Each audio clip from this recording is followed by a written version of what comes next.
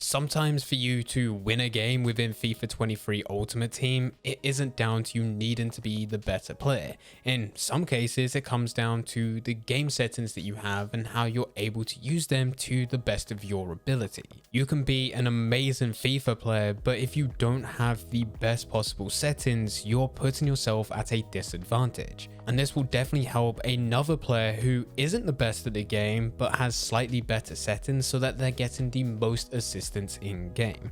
To help everyone out so that everyone is on a level playing field, these are the best settings to use within FUT. But before we do get into the video, if you're looking to get some very easy coins, then there is no better place than Mule Factory. Head over there to get yourself some cheap, fast FIFA 23 coins, completely reliable, and if you use Fnatic 5 at checkout, you'll also get yourself a 5% discount. Link can be found in the description down below.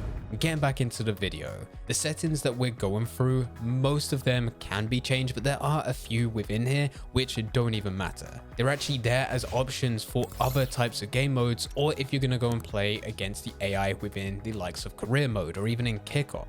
You're welcome to change these to be whatever you want, but when it comes to Ultimate Team, they're going to be set to default. An example of this is the very first setting that we're going to be looking into. So head over to customization within the menu, select settings, and then select controller settings. The first option that you can change is the competitive master switch.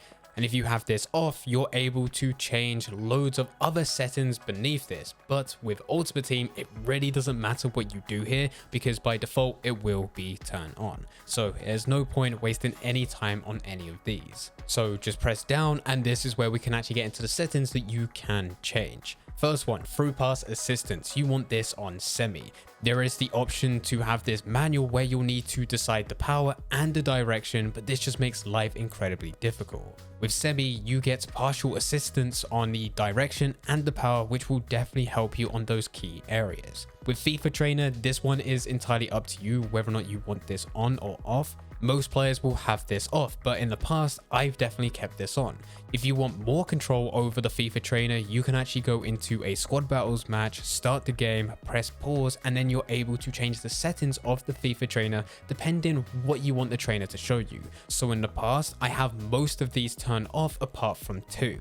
The first one is that I would show the direction when I am about to shoot, just to help me get the very best options for when I am trying to take a shot on target. And the other option is to show timed finishing with there being a bar above my player's head. Both of these are only shown when I do go and press the shoot button. Everything else is turned off, but this is entirely up to you. Timed finishing, I think it's worth having on. Even if you're never going to use it, it's still worth having it there so that when there is a chance for you to use the timed finishing so that you have a much better chance of scoring, you can do it if you choose to. Next player switch indicator, this just shows you exactly where the next player is that you're going to be switching to. Very nice to go and have this on.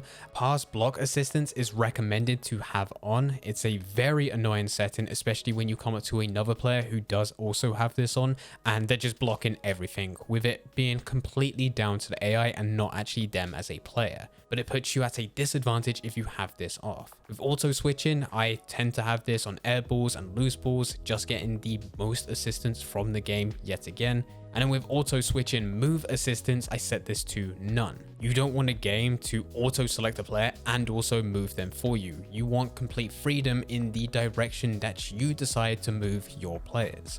Clearance assistance you should have as directional. There is the option to have it classic, and with that, this just means if there is an opportunity for the AI to automatically take over and clear the ball, which it will do on both, with classic it's just going to kick it randomly. So in some cases it may just go out for a corner kick, which is not really what you want to do when you can choose directional and change the direction where you do clear the ball, and you can put it for a throw in or just put it downfield. With player lock and icon switching, I tend to always have these on. It may not always be something that I use within game, but when there's opportunities to do so, it's nice to have them there. And I'm pretty sure most players will be the exact same. With both of these, they give you options to control more players on the pitch by using your analog sticks. You then want the right stick switching to be adaptive and then your right stick switching reference to be player relative. That way you're able to select the players you want, which are closest to the players that you currently have selected and not wherever the ball is on the pitch. And then for a lot of the other settings, such as your ground pass assistance, your shot assistance, cross assistance,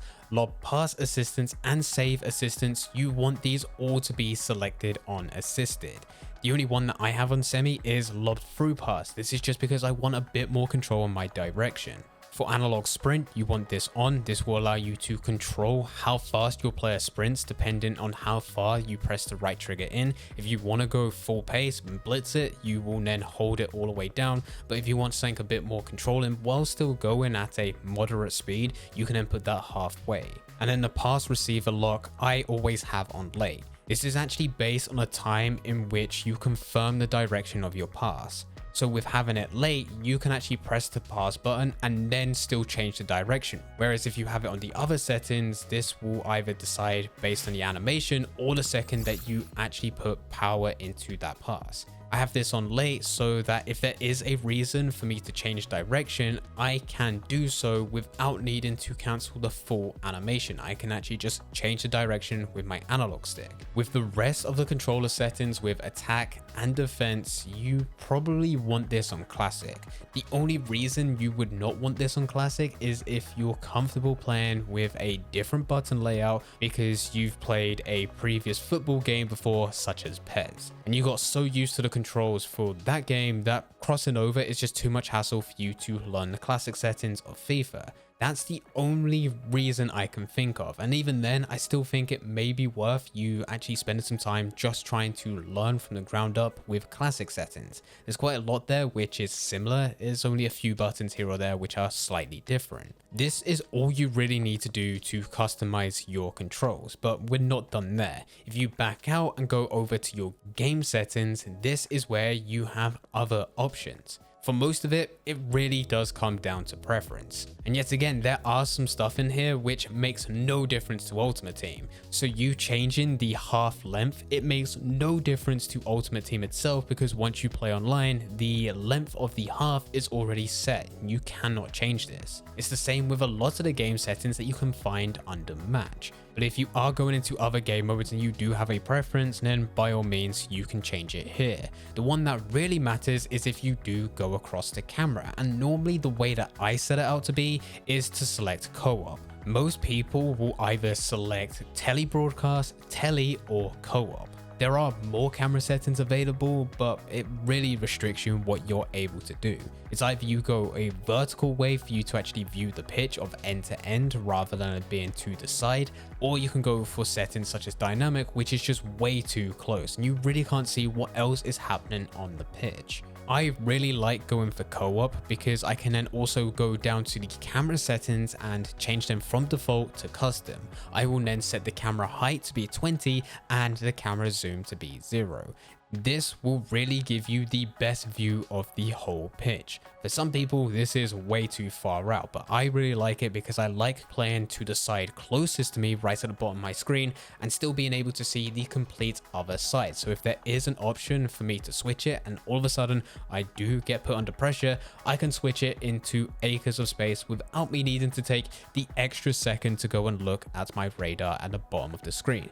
I can just switch it immediately, and I've always liked that. If you're not happy with the camera settings that I have and you don't want to copy them, and you're also not happy with the default settings, it is kind of awkward for you to change these settings whilst going through your customization menu.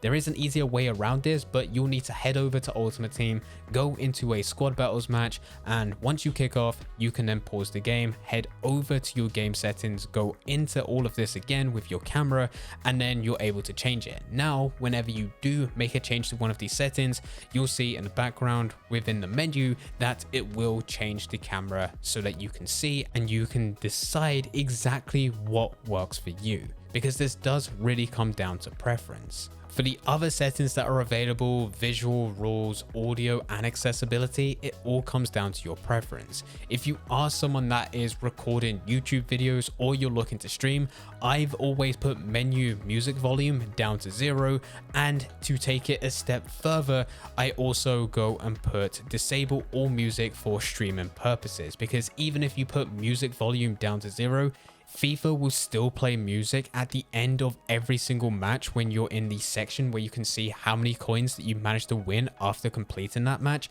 and it's copyrighted. So I've always had a copyright strike when I used to be streaming. There was also a problem in a previous FIFA, I don't remember which one it was, where you would disable music for streaming purposes, but it would still play music. So that's the reason why I put menu music volume down to 0 as well. Just making sure I cover all grounds. If you're not looking to create content, then you can ignore all of this. This yet again comes down to preference. But anyway guys, these are the very best settings for you to have within FIFA 23 Ultimate Team. Now that these are all set up, you should be able to go into the very next game feeling comfortable that it is all down to your ability as well as a bit of luck. If you do have any questions about anything, then please feel free to leave them in the comment section down below. But anyway guys, I hope you guys did enjoy it. If you did enjoy it, don't forget to leave a like and subscribe. But for now, I'm going to see ya.